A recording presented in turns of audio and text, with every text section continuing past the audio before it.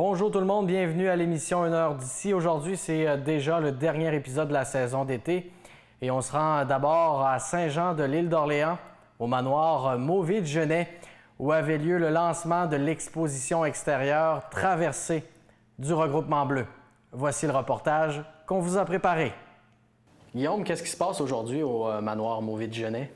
Bien, en fait, cet été, le regroupement bleu nous a accepté qu'on héberge une de leurs expositions, qui est l'exposition La Traversée. Puis, en fait, là, on fait le lancement, justement, de l'exposition avec les artistes, justement, de l'île d'Orléans et, par exemple, des personnes, des membres du manoir et ce genre de choses-là. Et en quoi cette exposition-là, La Traversée, cadrait bien dans votre programmation estivale au manoir? Bien, c'est sûr qu'avec le COVID, il a fallu réfléchir sur comment renouveler notre expérience. Notamment, on se demandait comment profiter du parc qui entoure le manoir, qui est quand même magnifique, puis qui a un accès à l'eau. Il y a beaucoup de gens qui viennent en profiter, fait qu'on voulait en fait augmenter l'offre que ce parc-là avait. Puis justement, l'exposition, eux, le regroupement bleu savait que leur exposition nous permettrait de faire ça. Puis eux autres, ils voulaient aider les organismes locaux cette année parce qu'ils savaient que ça allait être plus compliqué.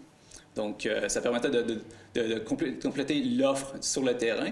De l'autre côté aussi, ça permet d'appuyer une des thématiques du manoir, qui est celle de la traversée, parce que justement, l'exposition bleue s'appelle La Traversée, puis rappelle justement la traversée de Saint-Malo à Québec.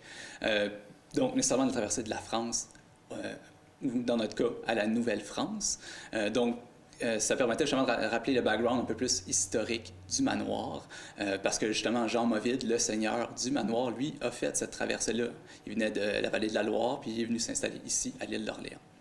Et est-ce qu'on mise justement sur les activités extérieures cette année? Là? Les gens ont vécu le confinement, ils ont besoin d'un bon bol d'air frais. Est-ce que c'est ce qu'on veut leur offrir, justement?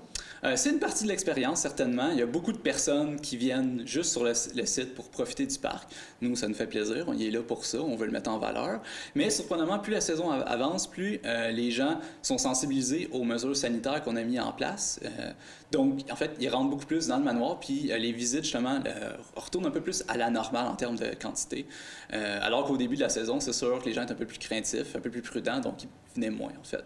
Mais là, ça revient à peu près à la normale. Et c'est vraiment un bâtiment qui est emprunt d'histoire ici pour les gens qui le visitent. Qu'est-ce qu'il y a à découvrir à l'intérieur? Déjà, on a plusieurs expositions. Déjà, on a une exposition sur la famille Mauvier-de-Genêt. On traite aussi du manoir, de sa construction, des évolutions qu'il y a eu, sa restauration aussi. On mentionne aussi les aspects un peu plus de la médecine et la chirurgie de l'époque, parce que Jean Movide, lui, est chirurgien. Donc, ça nous permet d'aborder ça en présentant, par exemple, les objets avec lesquels on faisait la chirurgie à l'époque. Puis, on a rentré une nouvelle collection qui permet justement d'appuyer un peu ce qu'on offre ici au manoir. Et quelle est l'expérience qu'on veut faire vivre aux gens? Est-ce qu'il y a un guide interprète qui suit les gens là, tout au long du parcours? Tout le long de la visite, il y a un guide interprète qui est là pour donner des informations, pour répondre aux questions autant que c'est possible. C'est sûr que cette année, on est un peu plus limité dans le temps parce que faut s'assurer que deux groupes ne se croisent jamais. De l'autre côté, ça permet justement de donner une expérience qui est un peu plus personnalisée.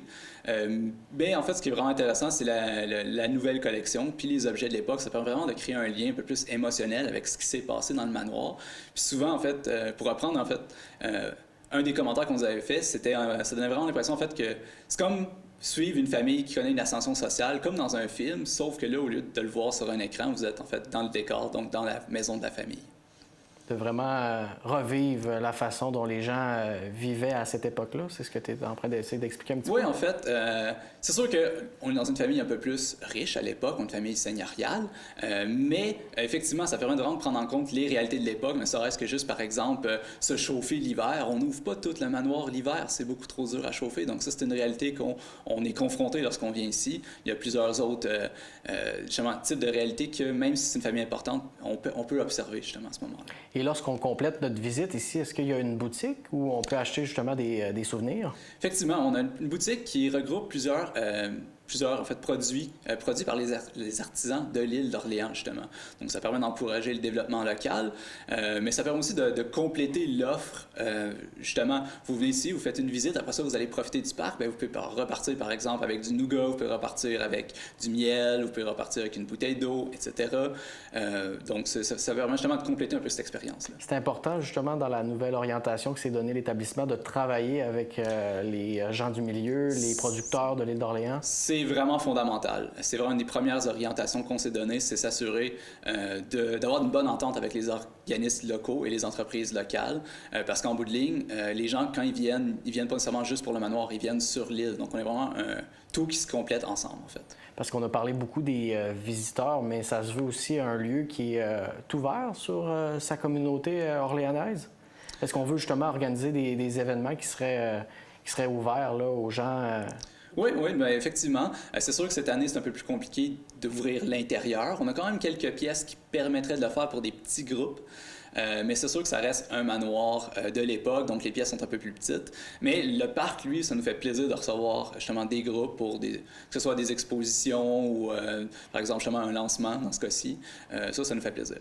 Et quels ont été les principaux défis à l'organisation de cette saison-là? Là? Parlez-moi de la nature du travail là, qui a été réalisé pour respecter les normes là, de la santé publique. Bien, c'est sûr que d'un côté, il a fallu faire une formation auprès de nos employés pour s'assurer qu'ils respectent toutes les mesures.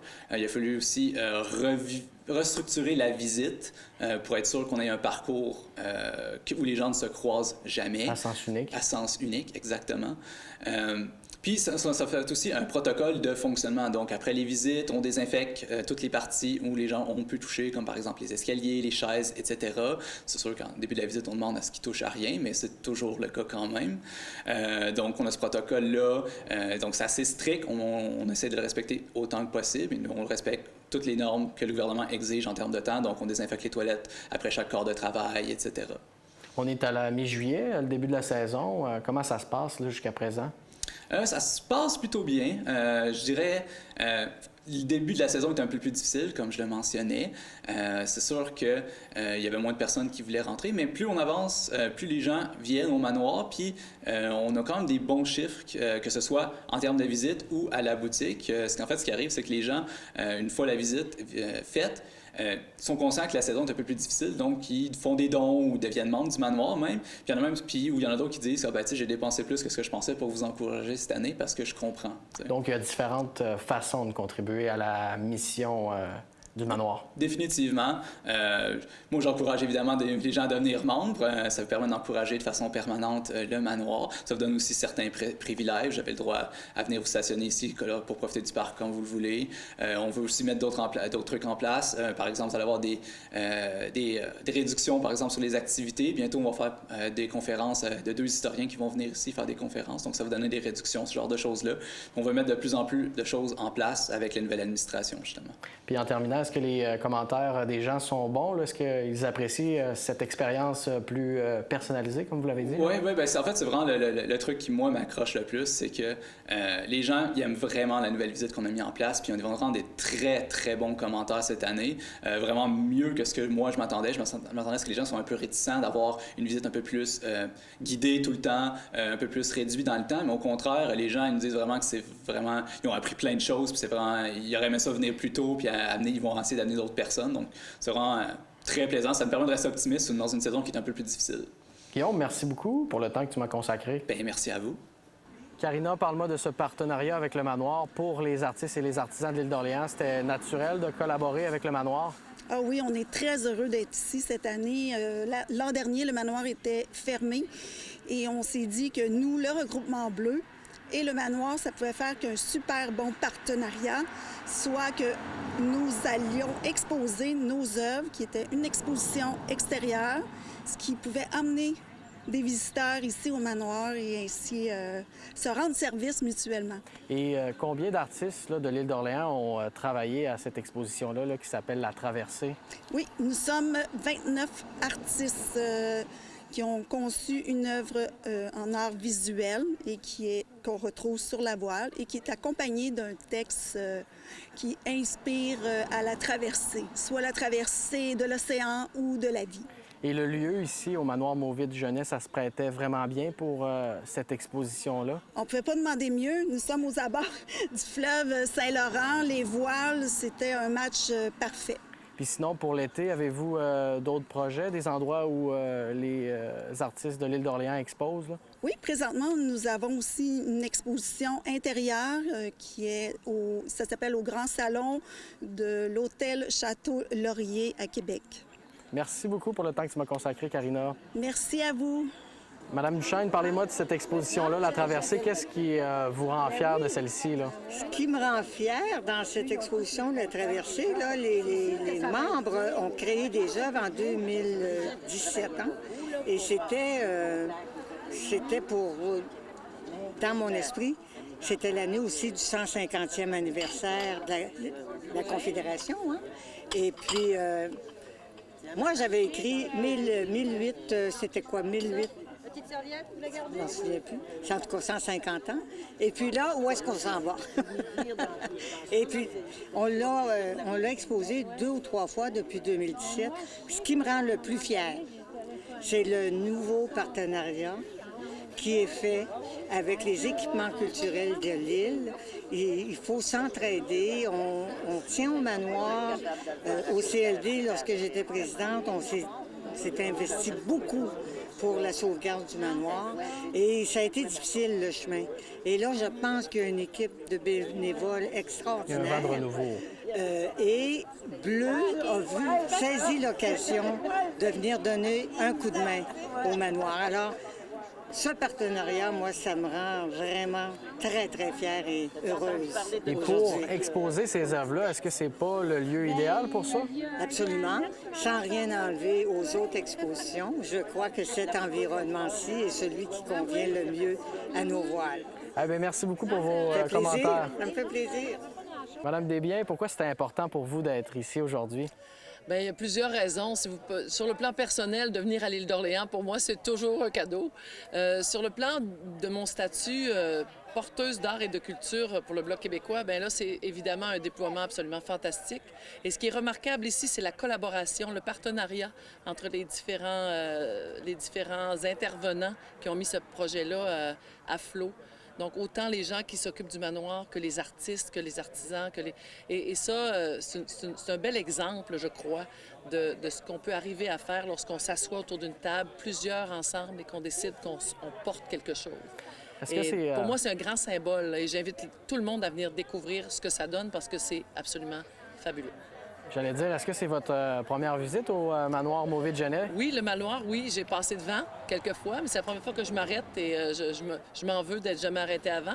Mais il y a tellement de choses à voir à l'île d'Orléans. On vient voir Guy Bell, on vient voir, tu sais, on s'arrête ici et là, mais on peut pas tout faire du même coup, puis on se dit on va revenir une prochaine fois, puis une prochaine fois. Mais là, je suis contente d'être là, vraiment. Puis pour vous, à titre de député, c'est une occasion également de rencontrer les artistes et les artisans de l'île d'Orléans aujourd'hui? Absolument. Puis c'est là qu'on voit à quel point, malgré le contexte qu'on vit, à quel point ça foisonne, à quel point c'est encore vivant, vibrant, puis que ça prend sa place, on continue d'avancer et ça fait du bien parce qu'on était un peu inquiet de ça. On était un peu inquiet que la culture finisse par s'éteindre, que le silence finisse par s'installer dans tout ça. Et ce serait terrible, ce serait, à mon avis, un dommage collatéral absolument désastreux. Donc c'est très rassurant de voir qu'il y a des gens qui portent ça, qui manifestent, qui créent et on regarde par en avant. Ça nous permet d'ouvrir les voiles par en avant. Ouais. Merci beaucoup pour cette... C'est un grand plaisir. Je suis très heureuse d'être là. Merci beaucoup d'être venus vous autres aussi, parce que je sais que c'est votre dernière entrevue de la saison. Ah, exactement. J'en profite pour vous dire merci et puis saluer votre professionnalisme, votre présence aussi, parce que vous êtes partout. Et salut à tous. Merci.